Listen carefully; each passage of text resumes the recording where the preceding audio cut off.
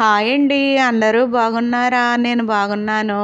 ఈరోజు ములక్కాడ, టమాటా, జీడిపప్పు కర్రీ చేశానండి. ఇది చాలా బాగా కుదిరిందండి. హోటల్లోనూ ఫంక్షన్లకి వేస్తారు చూసారా, అలా ఉందండి కూర. ఇది చాలా బాగుందండి. ఇది పెద్దవాళ్ళైనా చిన్నవాళ్ళైనా చాలా బాగా ఇష్టపడతారు.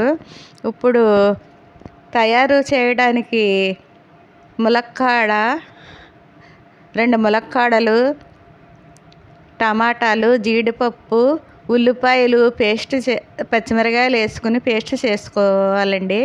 బాండీ పెట్టి నూనె పోసి ఇందులో జీడిపప్పు నూనెలో వేపుకోవచ్చండి. కూరలో వేసుకొని జీడిపప్పు నూనెలో వేపుకు తీసుకోవచ్చు, నెయ్యి అక్కర్లేదండి. ఇది జీడిపప్పు వేగాక ఒక ప్లేట్లోకి తీసుకోవాలండి. తరువాత ఉల్లిపాయ, పచ్చిమిరకాయలు పేస్ట్ వేసుకుని ఇది దగ్గరికి వచ్చాక ఉల్లిపాయ పేస్ట్ వేసుకుంటే అన్నంలోకి బాగా కలుస్తుందండి. ముక్కలు అయితే అంత కలవదు. టమాటా ముక్కలు వేసుకొని పసుపు వేసుకొని ములక్కాడ ముక్కలు వేసుకొని ఇలాగా కలుపుకోవాలి.